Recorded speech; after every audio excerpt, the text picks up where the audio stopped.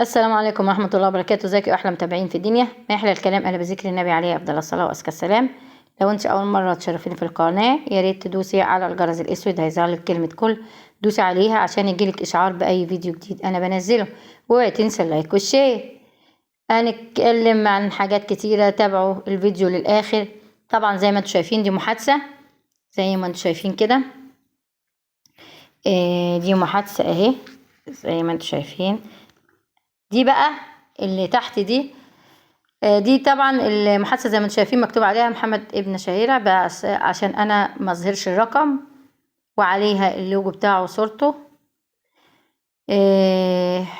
اللهم صل على النبي.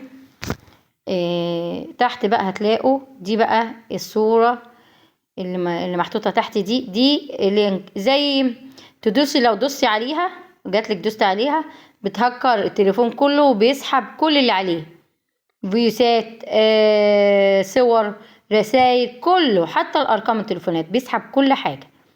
فهم عملوا الحكايه دي، زي ما انتم شايفين مكتوب ايه الاسم اللي مكتوب امس فوق اهو، مكتوب امس تحتيه مكتوب ايه محمد ابن شهيره. ودي صوره ومحطوط مكتوب ايه، انا بس بوضح لكم مكتوب ايه، امل محمود. يعني هي اللي بعتلها، وهي عشان ما تبعتهاش على حاجتها، يعني تبعتهاش اللي اسمها شهيدة، ما تبعتهاش على الواتس اللي باسمها، عامله نفسها ناصحه فاكراني مش مسجله ابنها اللي هي كانت اصلا بتكلمني منه واتس كتير، وكانت مديهوني عشان لما الاقي الواتس بتاعها، التليفون اللي عليه الواتس التاني هي عامله عليه البث، فكانت مدياني الرقم ده اكلمها بيه واخش مداخله معاكم زي ما انتوا عارفين. فهي زي ما انتوا شايفين من فوق من تحت اهي مكتوب ايه، شفتوا؟ ده بقى انا لو دوست عليه هيهكر القناه التليفون كله. طبعا شايفين برضو الرسائل عشان ايه، تعرفوا قصدي الفيوسات كانت مبعوتالي، هي ملهاش دعوه، الفيوسات دي ملهاش دعوه بايه، باللينك اللي محطوط. شفتوا اهي زي ما انتوا شايفين، عرفتوا مكتوب ايه؟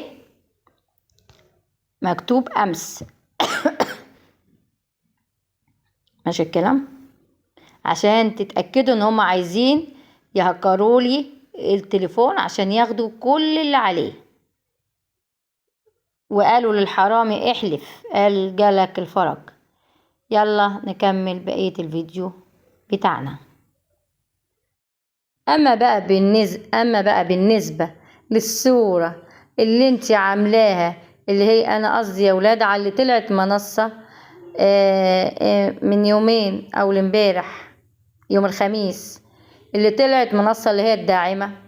اما بالنسبة للصورة اللي انت عاملاها وحطاها لوجو ليكي، بالليها واشربي ميتها يا ماما، والله العظيم صعبان عليا، قسما بالله قسما بالله يا ولاد، ومصحف وحياة اولادي ما صورتي.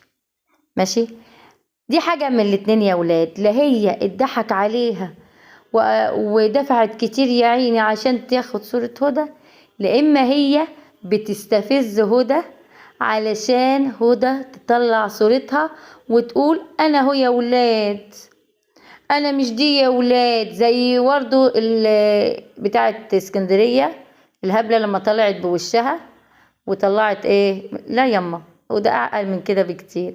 لو انت اشتريتيها اشربيها بالله واشربي ميتها، والله صعبانه عليا يا بنتي، كنت فاكراكي اكبر من كده. اما بالنسبه انك انت بتستفز هدى، والله العظيم والله العظيم لو اتنطت ثقه بالله نجاح.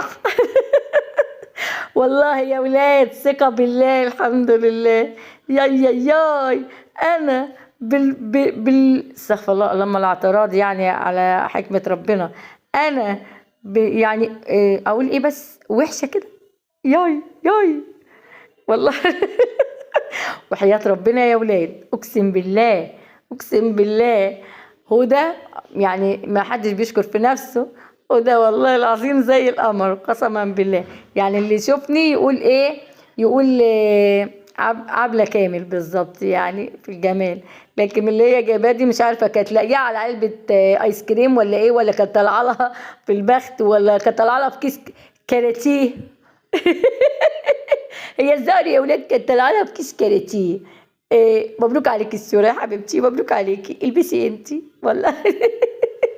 ضحكتيني قسما بالله، ضحكتيني. الصورة دي جميلة قوي بس للأسف مش بتاعتي. ماشي الكلام، مش هدى يا ماما، مش هدى. ماشي، ولو كنت بتستفزني عشان اطلع بوشي، والله العظيم مش حارة، مش هطلع، مش هطلع. ماشي، لان الششو بتاعتك قريب هتشوفني. ماشي، هنتقابل. وانت ان شاء الله باذن الله هنتقابل فيما بعد. ولما واحد بتاع الخباصة بتاعت اسكندرية قالت لها ده هدى بتقول عليكي وبتقول عليكي وبتقول عليكي سودة وبتقول عليكي كبيرة وبتقول عليكي معرفش ايه، دخلت لي على الواتس بتاعها وراحت بعتالي الصورة بتاعتها، طبعا الصورة اللي هي حطها على الفيس، هي اللي هي بفلتر ما بفلتر يعني حاطة صورة وخلاص. ماشي، بعتت لي صورة وقالت لي انا هو وازاي بتقولي عليا كذا وكذا، وفعلا انا ما قلتش عليها كده. انا كنت حتى لو تراجعوا البثات القديمه انا كنت بشكر فيها وكده وبقول مش عشان بتدعم والله، انا فعلا كنت كانت طالعه في البث والكاميرا معرفش جابتها ازاي كده من جنب او حاجه، وكان مسيبه شعرها، فانا طلعت شكرت فيها عادي على اساس اللي انا شفته. ماشي، جت بعد كده لما اللهم صل على النبي، جت بعتت لي الصوره بتاعتها وقالت لي انا هو مش هو كده، قبل ما الصوره المفبركه اللي هي بتاعتها وطلعت بيضت نفسها فيها، عملت فيها فلتر وحاجات علشان تقول ان دي صورتي. قبلها يا دوبك بس بيوم راحت، انا كنت قبلها بيومين انا شفت الصوره بتاعتها لقيتها على الواتس زي ما هي، فوجئت ان هي تاني يوم راحت جايه مسحت الصوره قبل ما هي تعمل لي الصوره بتاعتي اللي هي بتقول عليها بتاعتي دي، راحت اللهم صل على النبي، مسحت الصوره اللي هي بتاعتها اللي بعتها لي، عشان تعرفوا ان النيه مبيته. بس لعلمك انا عندي الاستوديو بتاع التليفون بيحفظ الصور، واقسم بالله لقيت الصوره بتاعتك في قلب الاستوديو عندي بتاع التليفون. عرفتي؟ ماشي الكلام. وبعتها برضو لكذا واتس عشان برضو تليفون لو اتمسح. فهي بتحارب ليه؟ هي طلعت، انت طلعتي نزلتي متابعة ليكي ايه معايا، هتقولي انت جبتي سيرتي يا ود، انا ما جبتي سيرتك الا لما انت عملتي الصورة اللي انت عملتيها دي، صورتك وطالعة تقولي ان صورتي. اولا دي لو صورتي يا ماما، لو صورتي هاخدها واطلع بيها ماشي على اقرب مركز شرطة وهعمل بيها محضر. ماشي، لكن دي مش صورتي ولا تخصني بحاجة. عرفتي؟ ولو انتوا قناة مليحة معلقة عندي على المنتدى، خشوا على قناتها وشوفوا لما هي ظهرت في البث والكاميرا فتحت عنها، اعملوا فلتر للصورة وخدوها من الجنب كده هتلاقوها طبق الاصل الصورة اللي انا حطاها على المنتدى، فبانت قوي، باينه قوي. ليه كده؟ ليه انت؟ انا عايزه افهم انت ليه بتعملي كده؟ ده انا حتى ما طلعت، ده لو انا طلعت قلت لك يلي ويلي واللي فيك وفي اهلك واللي في اللي جايبينك وفي اللي ما تعمليش كده. ايه المستوى اللي انت فيه ده؟ ده احنا كنا حاطينك في مستوى عالي قوي، للاسف كنا حاطينك في مستوى عالي قوي، طلعت انت في مستوى والله العظيم. انت فاهمه؟ بتقولي ما تجيبيش اسم، انا ما يشرفنيش ان انا اجيب اسمك، انا ما يشرفنيش ان انا اجيب اسمك. ماشي، بتقولي انا عملت، انتي اصلا دخلتي عند حلمية عملتي مشاكل وعملتي واتس ودخلتوا وعملتوا عملتي وش ومشاكل في الجروبات وفي الواتسات، وعملتي مشاكل ووش وطلعتي فيوسات وطلعتي. ماشي، انت اصلا ليكي ايه؟ في ايه إيه اللي ليكي عندنا؟ انت متابعه، طلعتي نزلتي، ايه اللي يخليكي تعملي وتحاربيني ده كله؟ بنتي بتحاربيني ايه؟ انت ليكي عندي ايه اصلا؟ بتحبي فلانه يا اختي كليها والحسيها، احنا ملناش فيه، احنا ملناش فيه، احنا ملناش فيه. طالعه بقى تحطي صوره، تركبي صوره، ايه ده ايه ده ايه ده؟ ايه المستوى اللي انت فيه ده؟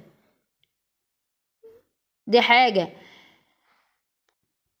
بتقول ان ما قفلت، لا اقسم بالله انت اللي قافله قناه تفاحه وعامله قناتي، مدياني 100 مخالفتين، وكنت عايزه تديني التالت مخالفه، مسحت لك كل البثات والفيديوهات اللي عليها عشان اللينك اللي معاكي ما يبقاش ليه اي حاجه. وبرضو نفس الحكايه مع هدى، بعمل البثات وبروح جايه مسحها كلها عشان ما يبقاش معاكي لينك ولا يبقى معاكي حاجه. ماشي؟ انت بتحاربيني ليكي عندي ايه؟ ها؟ انت رايحه كنت عايزه عملتي مشاكل عند حلميه وجات تعملي مشاكل عند زاهيه. انت مع واحده خليكي يا اختي كليها، انت اصلا مش عايزاها غير لاسباب كتير، منهم انك انت طالعه اصلا واخداها منصه عشان تحاربي في نوره وفي سهام. ايه اللي بينك وبين نوره وسهام ما نعرفش بقى، صح؟ دي حاجه. الحاجه التانية، انت واقفه وراها في ظهرها وبتحاربي علشانها، عشان هي ماسكه عليكي حاجات كتير واليوتيوب كله عارف بكده. ماشي؟ انت واحده بقى غاويه مشاكل وغاويه فضايح، ما عندناش اي مانع. انت بتقولي لا، بتهدديني وبتقولي لو جبتي سيرتي، انا اللي بقولك لو ما تلمتيش هتزعلي مني، وانا زعلي وحش يما. ماشي الكلام؟ عامله لي هاوي، عماله ترققي بذوق في صوتك، وعامله لي حاجه فوق، وانت ايه وصلت للمستوى ده؟ وصلت لمستوى الصور؟ راحه بتحلف نفسك وتقولي انا يا ماما احلى من كده بكتير، الحمد لله، اللهم لك الحمد. ماشي؟ وحقي برضو مش هسيبه، هاخد حقي، معلومة يعني، انا مش هسيب وهاخد حقي. واتقي ربنا في اللي انت بتعمليه ده. عندك 5 عيال، عندك 5 عيال، صح ولا لا؟ ده اتقي ربنا، اقسم بالله في الاذان الفجر وبدع عليكي انتوا وهي وام معزه وخبصة اسكندريه، وان غدا لناظره قريب، عمر ربنا ما هيسيب. وبدعي اي واحدة ظلمتني قناة غير قناة ينتقم منها ربنا ويحرق قلبها على كل عزيز غالي عندها. تبقى بتقول يا رب كده، تطله النجاة وما تلاقي له نجاة. ماشي الكلام؟ كل اذان فجر وكل صلاة هدعي كده. مش معنى كده ان انا ضعيفة، لا، عشان تبقى ضربة ربنا قوية. مهما انا اشتكيت، مهما انا سجنت، مهما انا عملت، ضربة ربنا، ضربة ربنا اقوى، ضربة ربنا اقوى. ده ما بيتقوش رب، ما يعرفوش ان في ربنا. ايه في ايه؟ انت فاكره نفسك انت فاكره هو ده واحده ضعيفه؟ لا يما، مش هسكت والله العظيم. اي واحده غلطت في حقي هعلمها الادب. عايزين بتهددها انا زعلي، لا، اعلى ما في خلق الكبيرة، تقفل القناه مع السلامه يما، هطلع واحده وباتنين وهمسح باللي يجي على الارض. ما بخافش، مش خباصه، مش وقاعه، مش من نقالة كلام، مش نقالة صور وحاجات انا يعني. ماشي الكلام؟ يا جماعة زي ما بقولكوا، زاهية ملهاش دعوة بالست دي اللي هي صاحبة المنصة، ملهاش دعوة بيها، ولا هي راحت سلمت على زاهية، ولا في اي تواصل مع زاهية. ماشي الكلام؟ فاللي عايزة بقى ايه تهري وتتكلم، عندها زاهية، معاهم تليفون زاهية، تطلع واحدة كده تقول انا اتصلت بزاهية واتأكدت ان كنت دي راحت ولا لا، وتحلف على كتاب الله. فهيصة في الهيصة، زاهية قطعت يا جماعة، زاهية قطعت الاتصال بأي قناة من القنوات المهمشة دي، لان محدش اصلا الفترة اللي فاتت دي وقع مشاهدات زاهية الا هي. بتطلع على اخواتها تشتم اخواتها، بتطلع على الناس اللي بتنقد زاهية تشتمهم، عمالة تشتم هنا وتشتم هنا وتشتم هنا. فطبعا عملت دروب في قناة زاهية. لكن الحمد لله حبايبي، الحمد لله زاهية عرفت كل حاجة، وزاهية عارفة كل حاجة، وزاهية أكبر من كده بكتير. وإن شاء الله قناتها ابتدت تقوم من تاني وهتفضل طول ما انتوا معاها حبايبي هتكبر أكتر وأكتر. وياريت كلنا نقف مع زاهية ونوصل زاهية للمليون. سيبكم من أي قناة مهمشة تاني اللي هم قطاعين صلة الرحم دولت، فسيبكم منهم. أي واحدة تطلع تهاتي فدي عايزة دعم، مش عايزة مشاهدات بس. اما بقى الفيوسات اللي اتشرت دي وادتها لها تطلعها في البثات، يعني ما تأثرش في زاهية، ملهاش دعوة بزاهية، ما تعليش قناة زاهية اصلا. ما فيش اي حاجة، دي فيوسات على ريري وريفية والحاجات دي. هي زاهية مالها ومال ريري ومالها ومال ريفية؟ ايه اللي يخص زاهية في كده؟ فالفلوس دفعت على الفاضي يا ولاد. يعني الفيوسات اللي طلع والصور اللي طلعت دي، زي برضو ما جات لي صورة نورة قبل كده، زي اللي طلع يقولك ايه ده صور اللهم صل على النبي. اتبعتت لي صور نورة على اساس ان هي ريري، عرفتوا؟ على اساس ان هي ريري. فلما جت فطلبتها الخباصة التانية بتاع اسكندرية، فبعتها لها، قالت لي صور، قلت لها اهي. فانا وطلعت ان هي بتاعت نورة. اقسم بالله ما كنت اعرف ان هي بتاعت نورة، انا فكري ان هي بتاعت ريري. وفوجئت بعد كده جات لي صورة نورة وقالت لي حطيها على البث، وانا مرضتش. اللي بعتتها اللي هي التانية دي وقالت لها خلي هدى تحطها على البث، هي اللي كانت طالعة منصة من بق التانية. قالت لي بتقولك فلانة حطيها على البث، حطيها على البث، اللي كانت طالعة منصة، عرفتوا؟ طب انتي واحدة متابعة ليكي نفس الحكاية ليكي، انك انتي تقولي لها تبعتي لها الصورة وتقولي لها خلي هدى تحطها على البث، ومركبين لنورة شنب ودق عشان تعرفوا ان هي بتلعب بالكمبيوتر. ماشي، مركبة لنورة شنب ودق، اللي هي المتابعة دي، اللي هي الداعمة. بعتت للقناة دي الصورة وقالت لها ايه اللي كانت مطلعاها منصة، قالت لها خلي هدى تحطها على البث. فطبعا انا مرضتش وقلت مش هحطها، ما تحطيها انتي على البث. راحت قالت لي لا اصل الحكايه اصل الروايه ما رضتش تحطها. طب انتي ما رضيتيش تحطيها، تديهاني انا احطها؟ صح. ثم انا مرضاش والله العظيم احطها، حتى لو بيني وبين نوره دي مصانع الحداد، عرفتوا؟ والله مرضى احطها، مش خوفا من نوره، لا خوفا من ربنا. كلمتين اخرين بقى لخباصة اسكندريه. خباصة اسكندريه اتقي ربنا وبطلي خبص ونقل كلام بالزور. حتى لو الكلام صح اتقي ربنا عشان يقعدهولك، عشان ربنا يرضيكي، عشان ربنا يشفيلك امك. ماشي، اتقي ربنا عشان ربنا يقعدهولك، لحسن انت منظرك بقى عرة قوي. اقسم بالله منظرك بقى عرة، خباصة وهي قالت وهي عاد مش مكسوفة من نفسك. واحدة عندها 45 سنة ولا 46 سنة زيك وتطلع تقول كده؟